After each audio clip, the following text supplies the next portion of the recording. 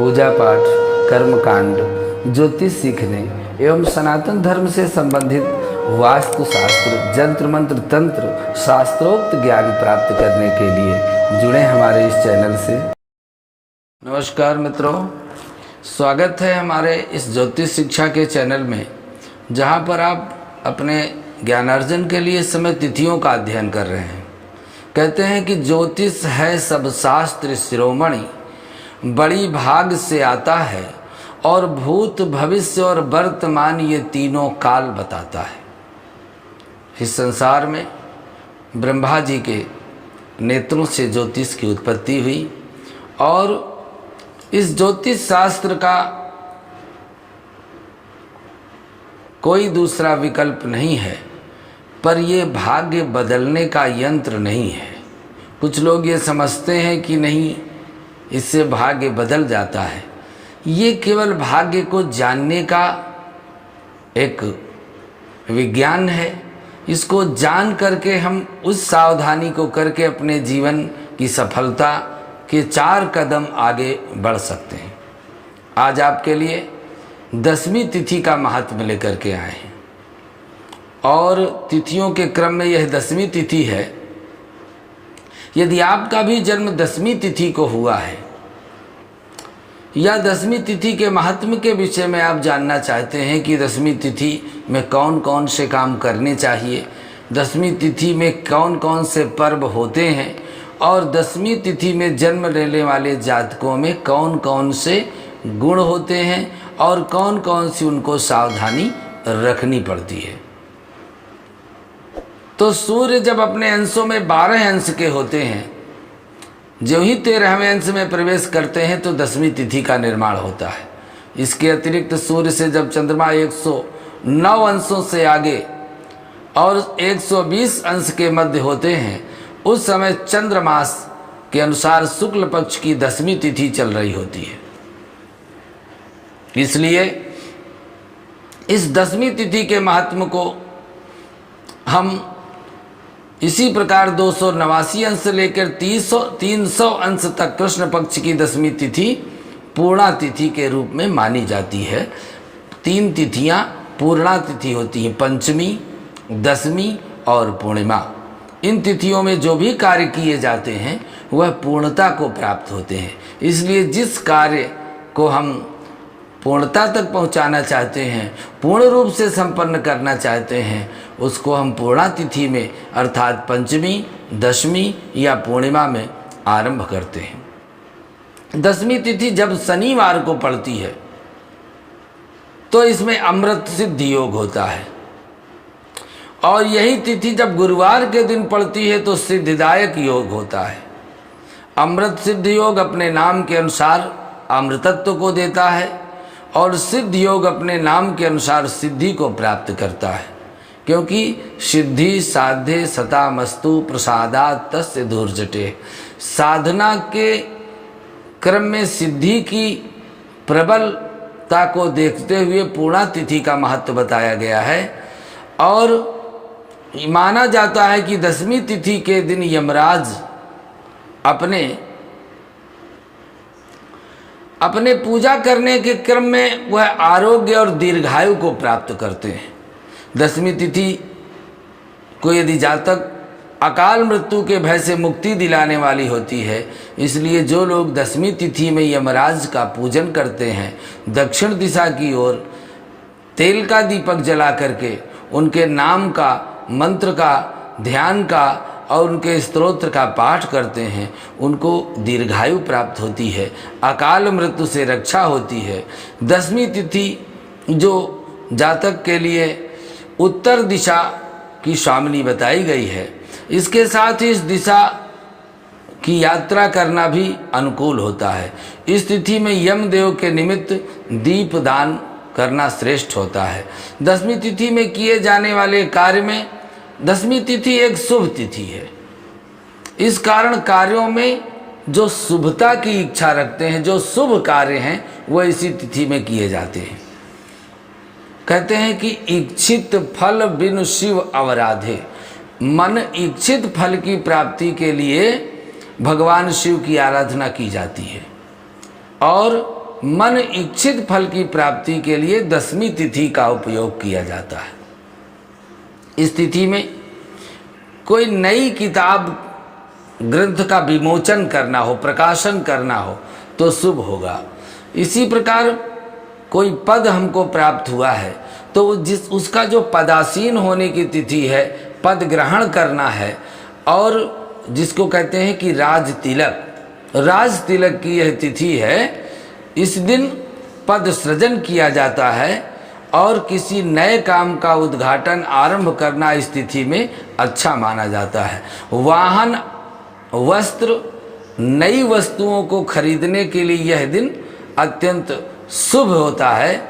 दसवीं तिथि की यह विशेषता है कि इस तिथि में जन्म लेने वाले व्यक्ति धार्मिक विचारों के होते हैं और शरीर से पूर्ण होते हैं, कोई अंग कम या ज़्यादा नहीं होता। वह धर्म शास्त्र के ज्ञानी होते हैं और धर्म नीति के अनुसार क्या करना चाहिए क्या न करना चाहिए इनको भली भांति पता होता है। इसलिए यह धर्म के विरुद्ध कोई आचरण करना स्वीकार नहीं करते।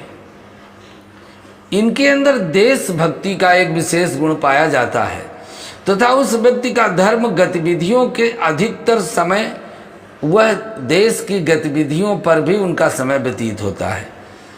यह उस व्यक्ति में एक तेज होता है, वह सुखी और संतुष्ट जीवन जीने का उसको सौभाग्य प्राप्त होता है। सूर्य से चंद्रमा का अंतर जब 109 से 120 तक होता है तब शुक्ल पक्ष की दसवीं और 289 से 300 तक में कृष्ण पक्ष की दसवीं तिथि में जन्मे जातक जोश, उत्साह और दूसरों के लिए बहुत ही सोच विचार करके वह अपने संबंध रखते हैं। काम को करने वाला थोड़ा हठी स्वभाव होता है लेकिन उदार बहुत होते हैं। अपने सामने की भोजन की थाली भी किसी को देने में संकोच नहीं करते। परिवार और मित्रों के साथ रहना पसंद करते हैं। आर्थिक रूप से संपन्न होते हैं। दूसरों की भलाई के कारण अपने धन को दूसरों पर व्यय करने के लिए तैयार रहते हैं और वह जातक प्रतिभावान, शोभावान और प्रतिभा को पहचानने वाले भी होते हैं। एक बहुत बेहतर उदाहरण के तौर पर जाने जा सकते हैं। इनका आध्यात्मिक पक्ष अत्यंत मजबूत होता है। दयावान की भावना के साथ साथ धर्म कर्म करने की रुचि के लिए जागरूक होते हैं। परिवार की भलाई, दूसरों का कल्याण करने के लिए अपनी ओर से घर को विखरने नहीं देना चाहते। सबको बंद मुट्ठी रख करके अपने साथ चलाते हैं। दसवीं में जन्मे जातक की प्रतिभा में कलात्मकता होती है। वह किसी न किसी कला में निपुण होते हैं, उसका भाव होता है। यदि रंगमंच के कलाकारों में देखा जाए तो इनके अतिरिक्त और किसी भी प्रकार की कला के प्रति ये जागरूक होते हैं। अर्थात रंगमंच एवं इसके अतिरिक्त भी सभा में, महफिल में और किसी गोष्ठी में अपनी बात के द्वारा अपनी प्रतिभा का प्रदर्शन करने में बड़े सद्गुणी होते हैं। दसवीं तिथि एक पूर्णा तिथि होने के कारण इस तिथि के स्वामी यमराज हैं जिनका विशेष नाम धर्मणी है। दसवीं तिथि पंचांग में एक ही बहुत महत्वपूर्ण तिथि मानी जाती है। इस तिथि की शुभता को हम बहुत से त्योहारों के रूप में भी देखते हैं, जैसे दशहरा। दशहरा का पर्व आप जानते हैं कि हम कैसे मनाते हैं। दशहरा पर्व का महत्व ही है सप्रेम सद्भावना से मिलना। ये धार्मिक रूप है। त्योहारों में इसका बड़ा महत्व है। दशहरा का दसवीं तिथि का महत्व एकादशी व्रत में भी जोड़कर माना जाता है। जो एकादशी व्रत रहते हैं वो दसवीं तिथि को चावल नहीं ग्रहण करते। एकादशी व्रत के आरंभ दसवीं के दिन शुरू होने वाले नियमों के साथ लागू हो जाते हैं। ये दसवीं तिथि का महत्व है। जो दसवीं तिथि से नियमों का पालन करते हैं वही एकादशी व्रत रह पाते हैं। दसवीं तिथि को कुछ नियमों का पालन करने की आवश्यकता होती है।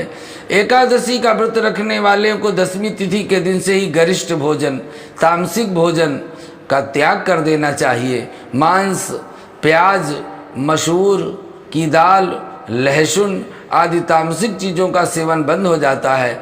और 10वीं तिथि की रात के समय जातक को सात्विक, ब्रह्मचर्य और पवित्रता करते हुए प्रभु की भक्ति में लीन रहना चाहिए।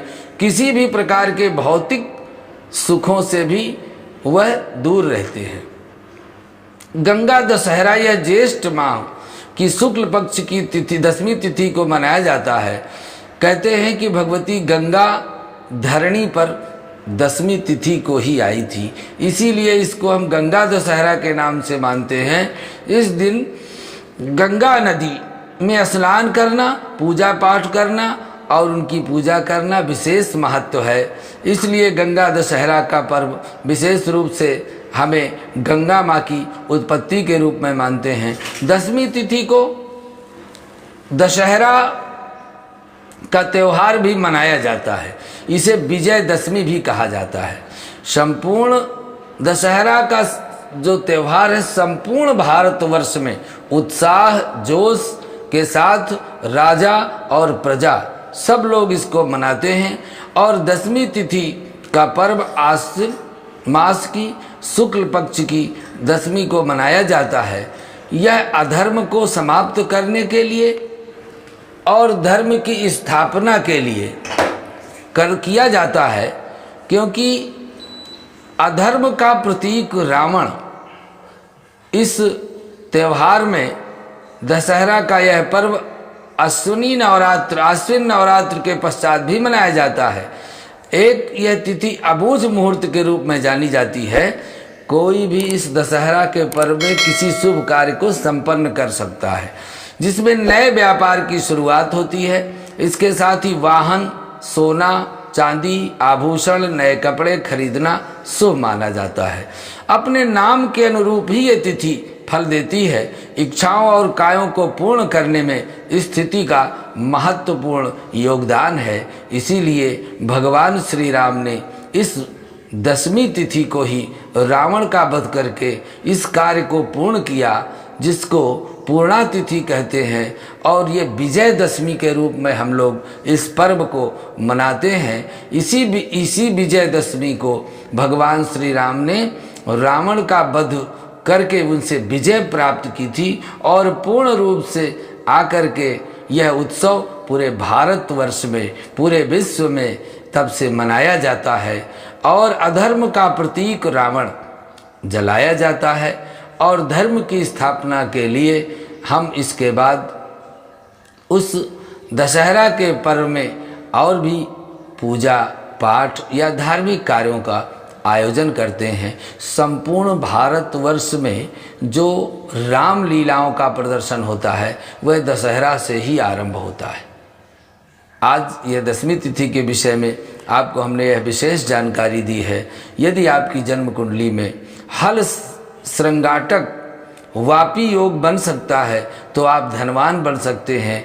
इसीलिए देवगण में जन्मे जातक जो देवगण के होते हैं तो गण मैत्री विवाह में देखी जाती है। तो देवगण का देवगण से, मनुष्य गण का मनुष्य गण से और राक्षस गण का राक्षस गण से अच्छा विवाह में तालमेल होता है।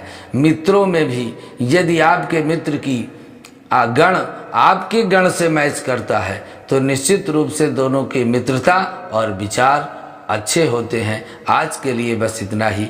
अगले भाग में पुनः आपके लिए अगली तिथि का महत्व लेकर के उपस्थित होते हैं। अभी ये तिथियों का क्रम अमावस्या और पूर्णिमा की महत्व तक निरंतर चलता रहेगा। आज के लिए बस इतना ही। नमस्कार।